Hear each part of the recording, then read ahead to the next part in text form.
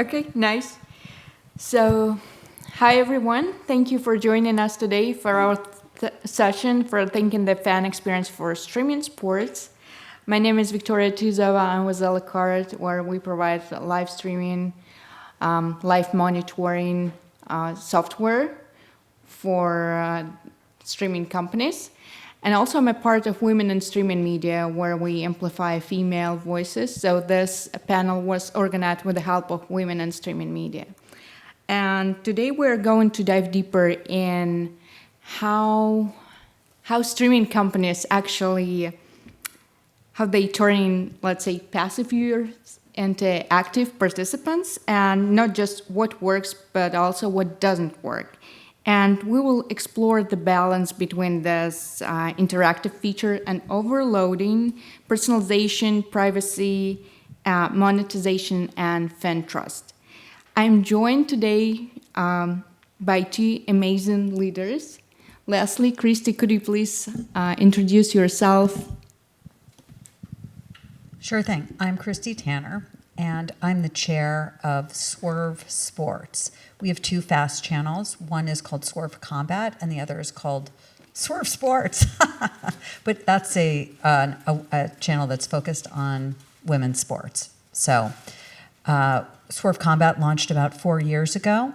We're distributed on more than 25 different platforms. Swerve Sports launched this summer, and we're on about a half dozen platforms, including Roku and Pluto, and we just launched in the UK last Wednesday. Thank you. And I'm Leslie Falbo. I am a VP Public Relations, Publisher Development at Transmit. We specialize in in-stream or in-content ads. So specifically for live sports, that's been where we've started, and so that's our bread and butter. But we have now broadened our abilities to really any genre of content. So it doesn't have to be just live sports. It can be VOD, anything that's streamed. We're able to find the right moments to better capitalize and ultimately make more money. Just tiny quick background, I have been heavily in the fast side for the last 6 years or so. So I've seen so many content owners and platforms struggling in the monetization side. So it's been wonderful being at Transmit because we are actually really able to not only have technology to create these moments where we can monetize, but we do also have demand to help fill it, which I know is tough to come by in this industry. Thank you. Thank you so much for sharing information about your background. And just a few words about the format. We will try to keep it more or less interactive in a form of some kind of interview where our amazing females will share their experience and answering my questions, as well as at the end of the session you will have about 7 to 10 minutes to ask your question if you have any questions.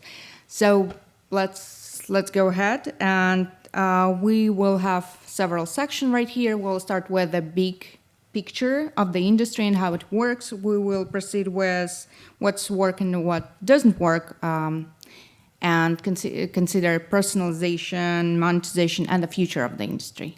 So let's go ahead. And like about the big picture, as we all know that sports streaming, it has changed drastically within the past years.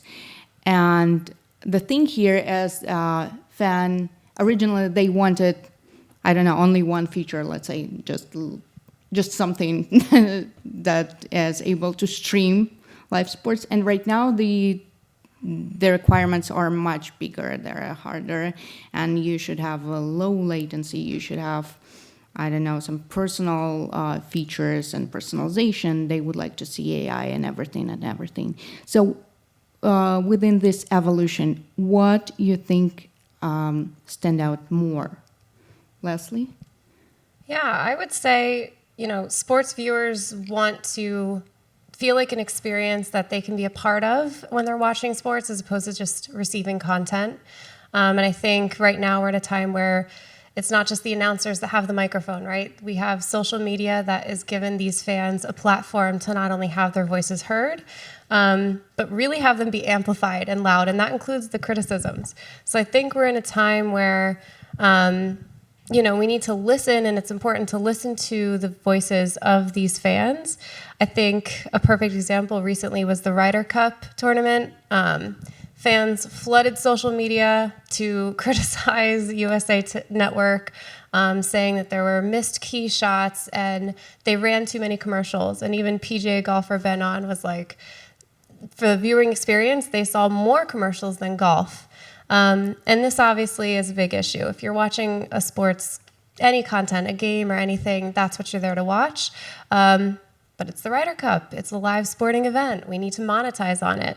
So we have to find that balance. And that balance can't be a trade-off between generating revenue versus actually delivering a good fan experience. So the two have to work together seamlessly, complementary. And we're also in a time where there's a lot of options for viewers, right, to consume their content. And if they're frustrated with one, they can easily switch to another platform in seconds. So, I think we're going to talk a lot about it, but it's really trying to keep fans engaged. And the best way to do that is to find the moments that are memorable, let them actually enjoy those moments, and find the ways to monetize that without detracting from that experience. I think I'm going to bring up two different things. One is let's just to point out that execution is the most important thing, and we are still living in an era where less than a year ago, Netflix failed to deliver its biggest live sporting event in its history, the Jake Paul and Mike Tyson fight. So they had a catastrophic failure, though it does not seem to have hurt them, and they came back to stream the NFL on Christmas Day.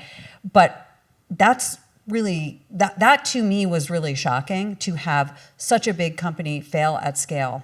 And so when we're thinking about cool things for the fans, which everybody wants to do and advertisers want to do, you have to be able to execute it flawlessly, or you may not get a second chance, because there really is only one Netflix in this marketplace that can get a second chance like that. So I think the key driver is still revenue, in that I don't see many of the companies in our space right now trying to execute something cool for the fans unless it's sponsored. And the stakes will be really high, because you will have the fan expectation and sponsor expectation, along with obviously the content owner's expectation. So it really is someone's head on a chopping block to try to execute these things. You have to have a lot of trust with your partners, and experience makes a big difference. Yeah, I would say that especially the last part about the experience, is the very focusing right now, if we are talking in terms of evolution, especially because right now fans, they have more choice what they would like to do, right? They have different language options or overlays or everything that's connected more with engagement or entertainment. So we are talking about how it's improved within the years. Okay, how about let's go ahead with the more about control, personalization, and convenience.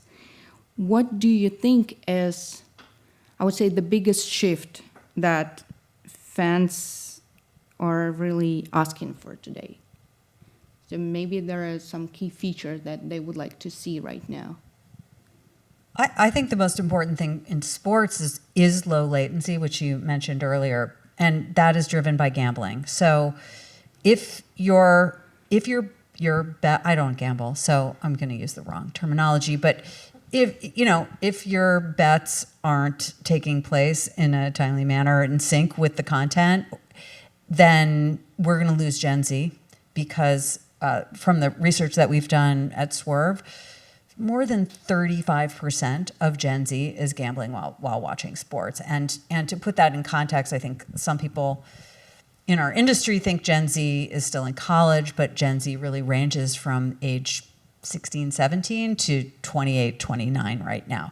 So I think if in terms of the biggest feature that has the most to make or break a platform or an event, it's really latency because you'll have a lot of upset people if their sports betting isn't going according to plan.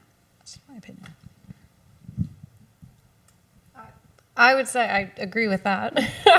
I think we also have to focus. You kind of mentioned how they're betting as they're watching. I just think something else we need to be thinking about is the attention span of a lot of these viewers. That has obviously shifted over time with different generations because, it's not only how people are consuming their content, but it's also the constant distractions that are in the world that we have. Like, for me, I love Penn State. I want to watch every single play. Granted, this weekend was really hard to watch every single play.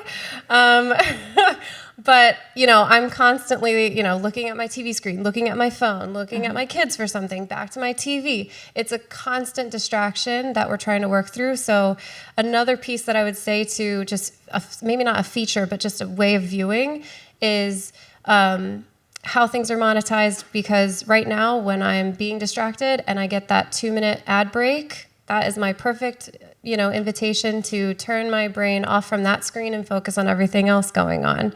And advertisers know this, right? They know they're losing the viewer right when that ad starts. So, we're seeing these in-stream ads, the shift of in-stream ads coming into play, because it's taking these moments and aligning with what's happening on the screen versus taking you out of the game. And it's giving the chance for the fans to stay more engaged, and advertisers win when it's more engaged. We've seen from our end, from Transmit, where these in-stream ads are outperforming the traditional ad breaks in return on, whether it's return on ad spend, better brand recall, because we're taking these memorable moments and being able to monetize on those. So in a time where there are Gen Z and other generations gambling, changing their brains, all the features are at their fingertips, we need to keep their attention where it starts. It starts with the game. Let's have their eyes on glass while we're monetizing and keep that attention at the focus. Yeah, and to your point, obviously, it's not just Gen Z True. that is gambling. I didn't mean to say that they're the only ones doing it, but big moments, important moments, sharing those on social quickly, I think that is a type of personalization. If we assume that everyone's using one or more additional screens besides the one that they're watching the event on, I think that making the most of those moments, whether it's for advertising purposes, for attention purposes, to drive discovery while a great game is being played or a great competition is happening, the ability to drive discovery and a need to drive discovery when there are so many other options is one way to think about personalization. And I think that's probably not how we tend to think about personalization, but making sure that you're in front of the fan wherever that fan is, whether it is on social or on the platform where they're watching your game, is very important. And I think we'll see more integration there as we move forward. And you mentioned Gen Z, which is very interesting because each generation has its own, I would say, preferences in terms of how they do things. And let's say from the perspective of how they draw their attention to different things. So from this perspective, do you think that younger generation can process information maybe easier, and they are, let's say, multifunctional or multitasking if doing several things at once in comparison with the older generation, which is actually influence how they perceive information from TV or streaming services? Yeah, I mean, I would say Gen Z definitely drives a lot of the change that we're seeing in how we're consuming and engaging with content, whether different generations enjoy it or not. They do have a current influence that does impact other age groups. And advertisers, are paying close attention to this demo, not just for their current influence, but for future purchasing power, or there's been studies showing that they have a longer loyalty to brands. So there is a lot of value to focusing on what Gen Z is needing and how they need to consume content. But I would not say this is all a Gen Z drive. I think every age group across the board has been sharing, that they need a better expectation for how they view content, and it's pushing the industry to think, how can they be more creative, moving away from traditional ways of getting casts out there, getting things monetized. How can they better keep the viewer engaged? So whether you're young, you're old, you're in the middle, probably the younger ones will want more interactivity or social engagement. And the older crowd really just wants to say, this is the baseball game I want to watch. I want to push a button and see the baseball game. I don't want to download a bunch of apps, have to deal with logins, and have to be super tech savvy to achieve that. So it's a mix of everyone trying to find their ways of getting their content, how they engage, but it's also just the accessibility of content in general, just being able to have the content. Yeah, I think in terms of the fans wanting accessibility, what we're seeing in Swerve, we work with really dozens of leagues. We work with dozens of promoters in the MMA and boxing space, and we're working with dozens of women's leagues and federations and other organizations in the women's sports space. For sports ranging from volleyball to gymnastics to basketball, and they all have very different cultures, fan bases, rules, and ways of engaging with their fans. So for us, there is a challenge for our company in terms of making sure that we're not creating a one-size-fits-all strategy for different types of sports, and trying to really get in and understand the cultures of different fan bases. Mm-hmm. I think that that's another aspect, I think, of personalization in the sports space that's going to really make a difference. Younger fans are not watching soccer in the same numbers as older fans. The games are too long and there isn't enough scoring. I think we're probably going to see some rules changes in soccer in the same way that we're seeing them in baseball and other sports to keep fans engaged. So how those features play out in streaming, I think, is going to be very interesting, and it really is incumbent on those of us maybe on the streaming technology and distribution side to work with league owners to help them understand fan behavior on the platforms, because I think without that type of partnership and knowledge of the data, it's going to be hard to keep those fans engaged. One of the areas that's just a complete disaster right now across the board, I don't care what sport it is distribution. It's too hard to find the game you want to watch. There is no sport that's doing this well. If somebody knows of one, please tell me. But they're either not available to watch or they're on 17 different platforms, and it's almost impossible to communicate to people where they're playing, much less try communicating a tune-in time in this day and age to somebody under the age of 30. It does not translate. So I think we do, as an industry, have a number of challenges about keeping fans engaged that we have to solve, or there's going to be no business. I was just going to say a little tidbit on that, because it's a real life example of my in-laws. They are very smart people, but they wanted to watch certain teams for their baseball, and it's a real problem because they came to me and they're like, "Well, you're in streaming TV. Tell me what I should do. They were spending an absurd amount on their traditional cable bill. And I was like, well, that seems crazy. There's all these different ways we can cut that cost. And I felt like I was going to give them the right in. I'm like, this is the app you got to get. This is this.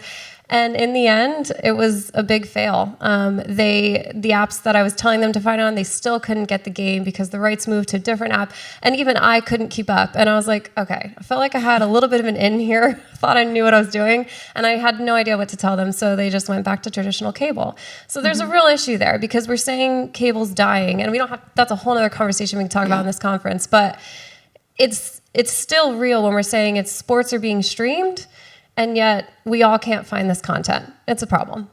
So, for all generations.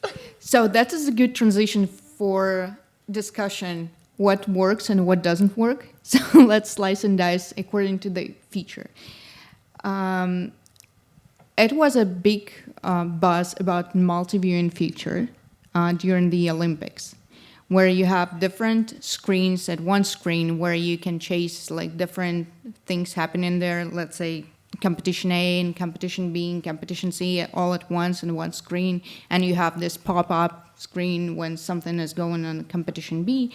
So from this perspective, it looks very good on paper, but actually, does it work well in the real life? What do you see?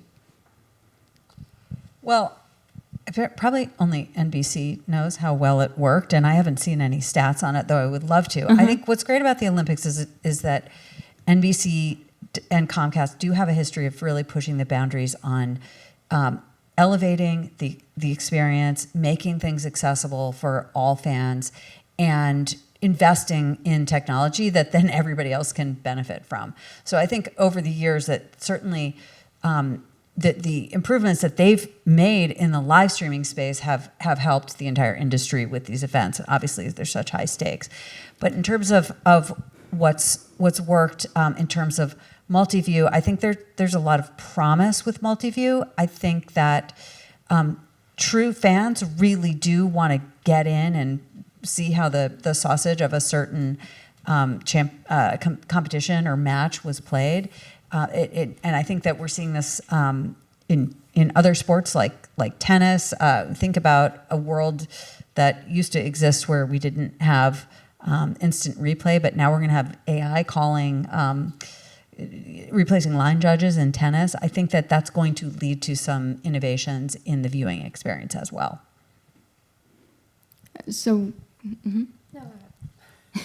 Sorry, I was just going to say another example of, like, I was talking to this one customer where, they have football games and they worry about, when they can cut away to traditional break because, okay, this is scheduled and we have to, or, it wasn't scheduled, but we don't know what to do at this time. Can we cut to a break? It's almost like people are so dependent on these ad breaks that they need to cut away from what's happening.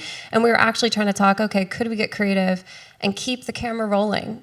Cut to the fans, cut to what's happening on the sideline, try to monetize those moments, of course, instead of going away to a break, but just having a different view of what's happening on the field, because if you're at a football game, that's the fun, right? You're watching the play, then you're watching what's happening in the stands. You're watching the play and you're watching on the sideline. So it's more immersive and keeping them involved and making them feel like they're kind of more part of the game than not. So that's just another thing that maybe, I don't know, but we might see more of, where it's not a cut away to an ad break, but it's more cutting away to different parts of the sporting event and still monetizing that. Where I would see, potential for innovation is going to be with the athletes. Because athletes who are willing to, let's say, open up their own privacy to fans, to let them have a closer look at what's happening with them as they're playing the game. I'm thinking of, helmets in the NFL that have the ability to transmit more information. Other types of sensors that will tell you, let's say, what an athlete's heart rate is. I think those innovations really have to come from the players as opposed to from the teams or the leagues for privacy reasons. But the athlete that opens up completely, what their performance is physically to technology is probably going to be, make a lot of money, I think, from that type of innovation. And it would obviously have to be a partnership with whoever is distributing the content. Yeah, for sure. And I'm just going to predict it will happen in the combat space first, just to say, because I think that some of those athletes are really pushing the boundaries in terms of their performance already. So it'll probably be a sponsored performance, let's say, insight. Okay. And let's move ahead with another feature, which is Outcast, which is another trend. And Leslie, I wanted you to explain a little like what the feature is and how it works. Yeah, well, so an altcast is basically taking the same streaming event, but being able to showcase it in a totally different way. Maybe I'm not the best explained, but I'll use an example. Think of Monday Night Football, the Manning brothers, right? I couldn't tell you what teams were playing on this game, but I remember they brought on a comedian, Nate Bargatze. They even brought on Nate's dad, who did a magic show, and it didn't go well, but I was like all in. I had my attention fully on this alternate cast of Monday Night Football. And, you know, for me, NFL, I'm more college football. I enjoy that more, but I'll sit there and I'm like, you know, staring at the screen, but watching their show, it suddenly drew me in and I was interested, right? So these altcasts allow us to not compete for the same viewer, right? It's not the same viewer that we're trying to get your attention for. It's actually bringing different demos, different viewers of different ages and backgrounds to be just as interested in the same live sporting event. It's really, really genius. Nickelodeon did this best. If anyone remembers, for the Super Bowl, they actually had SpongeBob characters announcing the Super Bowl. And obviously that's amazing because it ties in such a younger demographic to, again, see the same sporting event, but see it in a way that they feel comfortable. And that's where altcasts thrive. They actually bring in personalization to the same sporting event. And I'd be lying if I said my husband and I weren't switching back and forth to the SpongeBob version because you gotta love nostalgia. But it's important that, you know, when you can get these altcasts to speak to the viewer personally in a way that they resonate with it, that's where real personalization comes into play, and that's what altcasts are able to provide.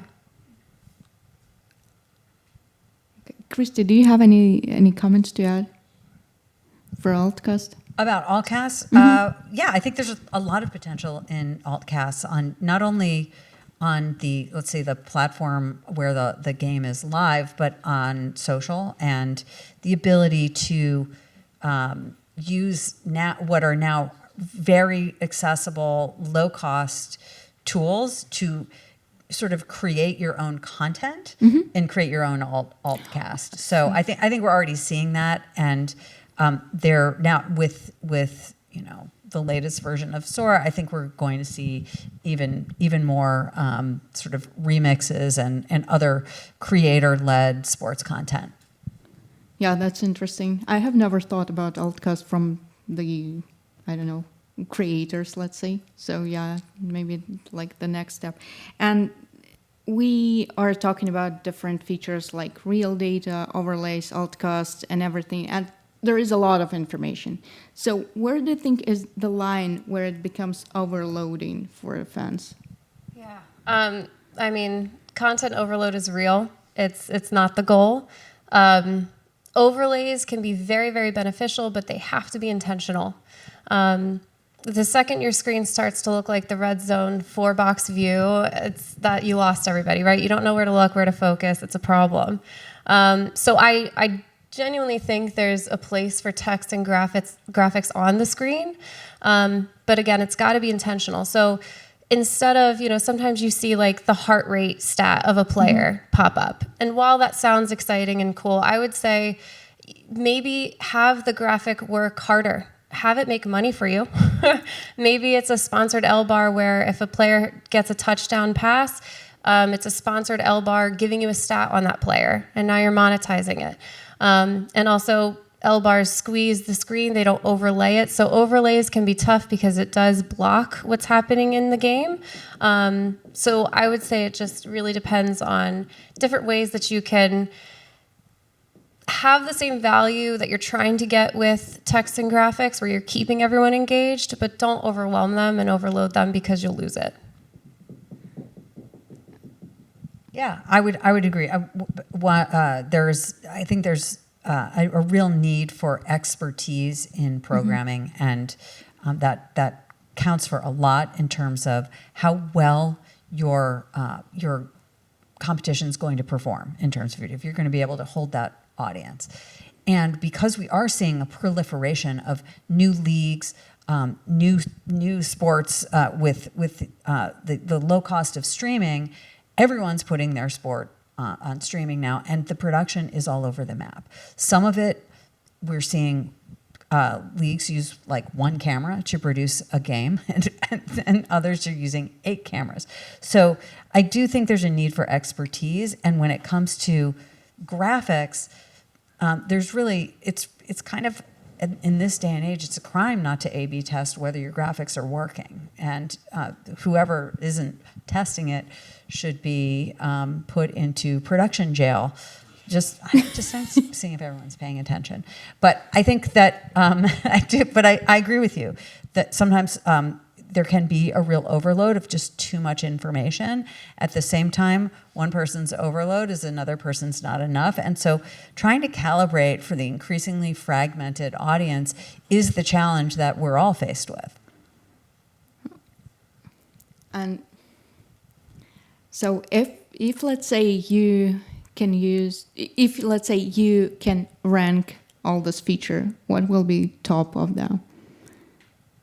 Like which one you love the most? What feature do I love? Like the most? let's say overlays you think that are the most useful for fans. I don't know, or Leslie, do you have a outcasts? favorite feature? Only because I just talked so much about it, and I said negatives on overlays. I think alternate casts are definitely just even us talking up here and talking about how the creators can get involved, and it made my head spin thinking like Yahoo Sports. They actually have their own influencer sports announcers, guys that will sit there and give their own commentary. Right, we're already seeing that. So I just think there's so much in that space that we haven't been tapping into yet. Where, to your point that you just made. Everything is fragmented. We have to find the right balance for each viewer. Someone might not want anything on their screen. Someone might want all the stats under the sun, get as much information they can in the moment. So maybe these alt casts will speak to the correct audience, right? Like they know their own fans. So if I'm a creator and I'm an influencer and I've got my whole crowd and they know that I love to pour them with all the information I can all at once, they'll love it. If they hate that type of thing, they won't watch my show. They'll go to someone else and watch that cast. So it's not taking away from the live event that's still being seen. It's just how we're all seeing it. So I would say all casts are going to open the door to a lot of different viewers watching in a way that they stay engaged and connected. Okay, Christy? I'm going to say the ability to watch multiple angles at the same time is for me. That's something that I personally would actually do. That's my number one. See, I don't have a number 2. What game was it yesterday where the ball went right into the camera that goes over the field? Did anyone see that shot? Jets game? I mean, that was really cool. The football literally hit the camera that just kind of floats over the field that you never even notice is there, and that's a whole other view to something. So yeah, more angles can make for better content that you can keep replaying in highlights. Okay. Yeah, thank you. So let's go ahead with the next section, which is about personalization. So we will shift a little more attention how it's actually implemented and what is important in personalization, actually. So do you have any examples of how it should be personalized? Any recommendation for right highlights or how it should be customized according to the audience? Yeah, I think when we think of sports streaming, personalization has to go beyond just knowing who the viewer's favorite team is. I would say it's capitalizing on moments where you can tap into the viewer's emotion. So this isn't something that we've talked about yet, but I really do think it's a key to sports viewing, right? Emotional resonance, where there's this big moment, let's say a baseball game, home run. Being able to tap into that peak moment of thrill or frustration if it's not the team that you wanted to get the home run, that's when you're most engaged. So from a monetization standpoint, I know I keep speaking on that, but it is key because we're trying to find ways to monetize on all of this.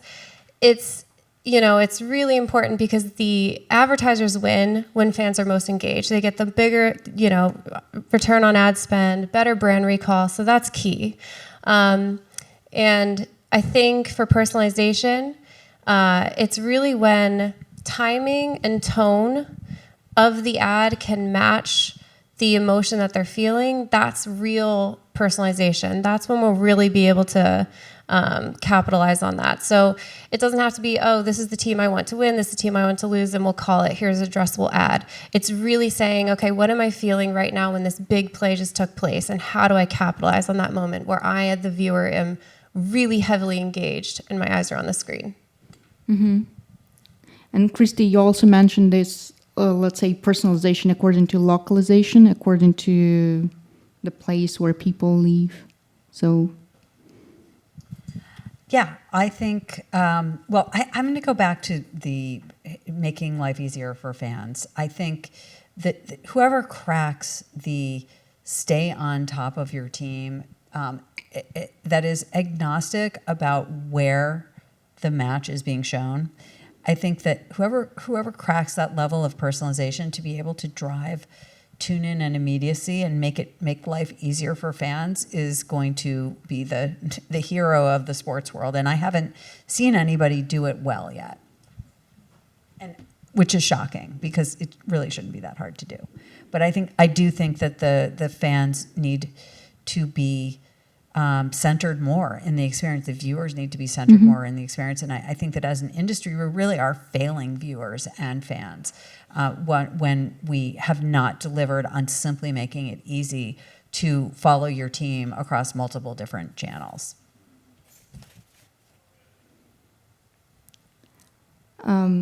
okay, let's move ahead with LiveOps. So, if we are talking about LiveOps, what are the main point here, Leslie? So LiveOps allows us to react to the fans in real time. So that could be tweaking adjustments, overlays, adding a new experience within like mid-game. So LiveOps, when done well, can be very beneficial.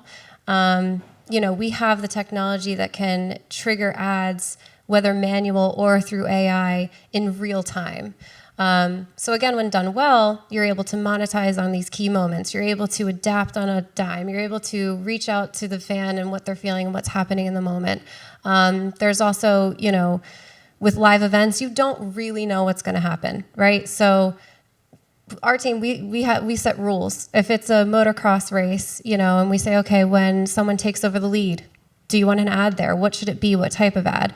When there's a crash, do we want to react and have anything happen there? When there's a lull in the action and you're just having the cars go around in the circle, not trying to detract from how amazing and hard that sport is, do we monetize that? Do we cut away? There's so many things that you need to think about of what could happen in a live event. But with LiveOps, you're able to react in real time to whatever does come your way. I think it's important that for anyone that's tackling LiveOps, it's knowing what rules are set and following those, but knowing on a dime that you have to be able to switch and adapt. Yeah, that's such a great point. And to provide some context for Swerve Sports, we've done more than 300 live events in the past year. And these range from basketball to volleyball to boxing and MMA and other combat events. Everyone's different, and some of the leagues that we work with have ad breaks built in. Other sports don't have them built in, and really the most important thing, this is something that, as of right now, AI really can't replace. It does require a human being to make a decision about whether to trigger an ad break. Definitely. And things can go wrong, and people who aren't experienced can really mess things up for everybody. And so we've certainly had our share of things that we've learned from, let's say. And but at this point, the experience that we have in doing this many live events makes a big difference in our success as a company, as well as our ability to monetize. So it really, as a startup, it really is a difference between, are we making money from this event, or are we losing money on this event? And having the wrong person who may be not experienced or may not understand, let's say, understand the sport well enough to know when to trigger an ad break can make or break us. I'd just add to you talked about gambling earlier and betting, but it is such a prevalent part of sports viewing. It's growing. It's definitely not shrinking. So, there are companies that have these stats coming out in real time, and through AI, you can actually have those partnerships in place where you get that data coming in real time to adapt. But again, to your point, there's nothing more trustworthy than eyes on glass of a person sitting there and saying, okay, I'm going to manually insert this ad at this time right now. So for us, we actually use both. We have a team of people who are based where in Guatemala, actually, where they will sit there, and for certain customers of ours, we will, we don't just focus on AI or the stats coming in. We will have a team that's dedicated to a live sporting event and make sure that we are, inserting the right ad at the right time, because we don't want to mess that up. So it's really, really important to work through that balance, in a time where everyone talks about AI for better or worse. We are heavily dependent on it in a lot of ways, but we can't lose that human touch in a situation like a live event. Mm-hmm. And you said a very good word for that, like balance. So do you have any examples of this balance of gamification, loyalty programs, and maybe some engagement activities, and maybe too aggressive approach? I can't think of it. I can't think of an example where something's been too aggressive. I mean, that I know of. I don't know about you, Leslie. Yeah, I would it's not aggressive if you want to enhance the experience for the viewer and the advertiser, and it's a win-win when you can capitalize on both. It's a lose when, you make one suffer than the other, because no one, if fans are just being detracted from the game over and over again at the expense of people making money, that's ruining it. I think LiveOps, we're just talking about how you can drop in ads in real time, and you have these people dedicated to know what ad goes where. Just because we have that technology does not mean we should be using it over and over again. No one wants to see ad after ad after ad. A rule for a football game could be, hey, touchdown pass, drop in a picture-in-picture. That sounds great on paper for anyone making money. For the viewer, if you just saw an amazing touchdown pass, or even Eagles fan when Jalen threw to Saquon and that doesn't happen, you're like, that's great. If a Chipotle ad just popped on and cut to Chipotle audio, that's not a good experience for me. Yes, you're monetizing on a moment that should be key. But I, as the viewer, am now frustrated. Now I'm getting that same disconnect that I would have if I cut away to a full break. So I just think we need to be careful about the technology and how we use it and how often. Yeah, that's a great point. Okay, and let's move ahead and look ahead a little. So do you have any, if we fast forward to 2030, let's say, what innovation do you think will move us forward and define the sports experience? Like the fun for Okay, our I'm going to make a fans? really radical prediction. I think we will see the evolution of gambling, which, for better or for worse, is going to be athletes being directly paid by fans for their performance in a game. So it's sort of be a combo of gambling and OnlyFans, where athletes many athletes are struggling to make ends meet. Not everybody, even in really big sports. So I think what we're seeing right now with the WNBA is a great example of a league that's touting huge rights deals, and yet in open conflict with its players at the greatest moment in the history of this league. You have players who cannot make a living, and I don't know of any examples in the WNBA, but I do know of other types of sports where athletes are just doing their workouts on OnlyFans with clothes on, okay? But like they're drinking their sports drinks, they're doing their workouts on OnlyFans because they aren't making enough making enough to live on playing their sport. This is certainly true for lots of, okay, let me put it this way. I'm not saying Olympic athletes are making a living on OnlyFans. I'm saying Olympic athletes have to have a really hard time making enough money to play the sport that they love. So to me, the athletes that open up a direct e-commerce relationship with their fans one way or another is going to be a future of sports, and how we integrate that into the viewing experience will be the challenge for us. I like your crystal ball. I like that answer.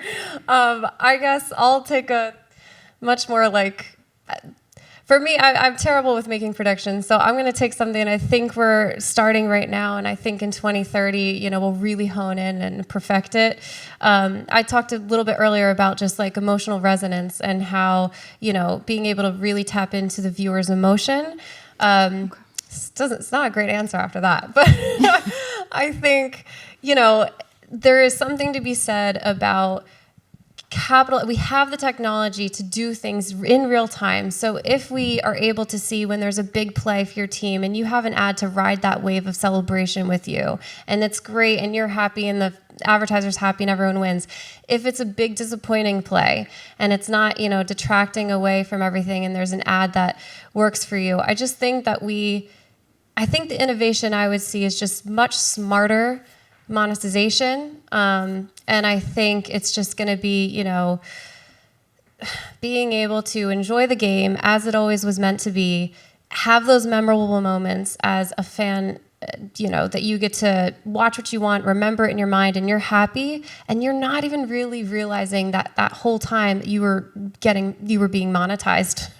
Your engagement was actually making some advertisers money out there. So I just hope that in the next 5 years we do find a much better balance of being able to watch the game as we want to, and advertisers still win out, and we're not price gouged till the end of time. Okay, thank you. And the last question, because before Q&A session, what do you think streaming providers and streaming services should stop doing right now? Like one thing, maybe. Oh my goodness. Stop doing. I think stop cannibalizing content creators who have helped build your services. I think stop hoarding data. And then using that data to launch your own competitive channels to the channels that have helped you build your business. I'd say that to me is the number one thing. But that doesn't really have to do with sports per se. But anyway, yeah. Yeah, but it's true. Yes. I completely second that. I think data, any panel you're going to hear over today, tomorrow, the next day, someone will always say how data is key, and it really, really is. We have to listen to the data. We have to follow it. And I could sit here and say that to you all day, but you probably are saying, well, there's only so much data I get. And it's, that's at the hands usually with the platforms at what they're keeping. And I think that's just been an endless frustration. That's outside of sports. That's any content being streamed. And so that needs to be, we need to all be as transparent as we can if we want to keep growing this whole space where we are streaming content and actually making money from it. However you want to do that, you got to share the data. Thank you. So we are now moving forward with Q&A session. If someone has any questions, now you have time to ask. Sure. I don't have an OnlyFans account. Okay, I just really want to make that clear to everybody. I have heard tell about this happening. It's not because of my own personal experience. My question is for Christy, which is, you mentioned early on that there were maybe some innovations that weren't happening yet because there weren't sponsors behind it. So I was just wondering where there is tech that's available, what is something that comes to mind to you where, with over 300 live events in the last year, you see like, gosh, we could have up-leveled this, made more money for everybody, but we just needed to get a sponsor and there's only so much time in the day kind of thing. So what is that? What would be an example of something like that you could do now that is just waiting for, somebody to write a check?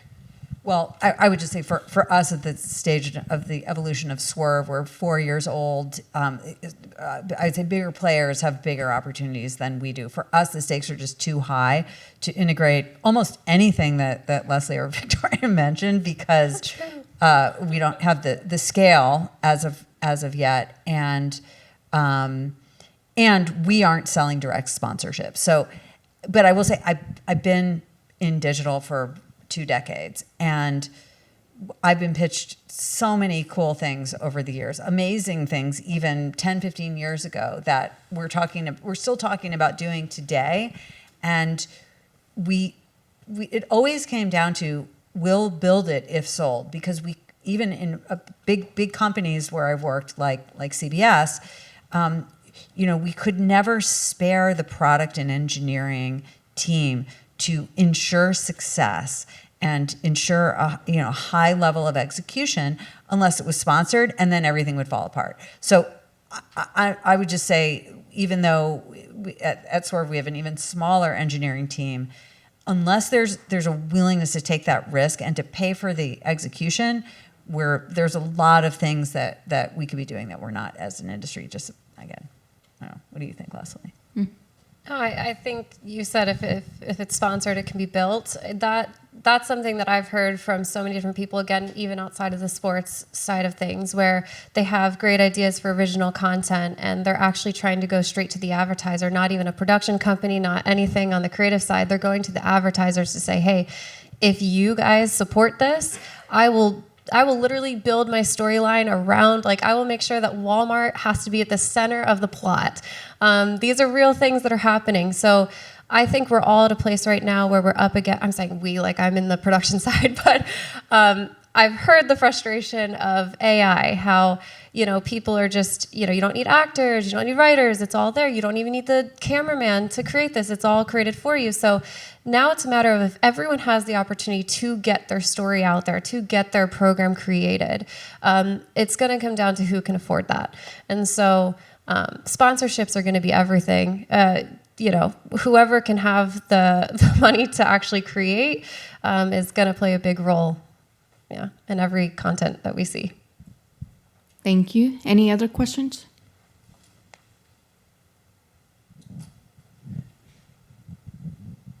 Hey, Terrence. Nice to meet you earlier, and great job today. I know we'll clap later after the Q&A, but cause I was waiting for it. I'm like, we ain't gonna clap before the questions. But my question is, so I teach. I also do, but I also teach as well. And what are some key skill sets that you see or would like to see for those coming into the marketplace to do what you do? Or are there any skill sets you see lacking, but what are some things you would like to see that would be really, really good to differentiate someone coming into the industry to add value to your companies? I mean, I think the number one, and that's such a good question, and something that is true, I think, for things outside of sports as well. I think agility is the most important. Is that a skill, or is that, I don't even know if that's a skill. I teach it. Well, okay. So, I mean, I think agility and a willingness to embrace change are the most important things you need to be in this space right now. Because for a long time, I think people have come out of schools or programs trained to do one thing, marketing or, edit video.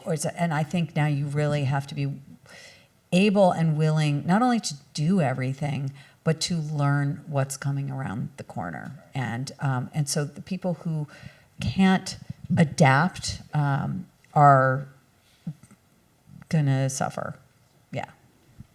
Yeah, and just I'll tail off of that. I think knowing that what you bring to the table, you might feel like, oh, I'm starting out fresh, I don't have anything to offer. I would say knowing that you have value, and it's just truly your own mindset. Because if there's one thing I learned in my career so far to date, at the start, I always thought, okay, let me sit in and listen to the people who have done this for decades. Let me learn from them. Let me try to follow in their footsteps. And I think it was once I started to go for what's new, go for what's different, go off the beaten path and question a lot of things on what's traditional, is where I found the most success, and really got to be at the start of certain chunks of this industry that were just kicking off, that I would not have been on. I would have been on more of the traditional track. So I think for anyone coming in, when you hear people say you're green, you're new, you're young, you don't know, that's powerful. That's a good thing. So for anyone who's 22 out in the world, they should have fun and know that they do bring something to the table and don't feel like too little in a big room. Thank you.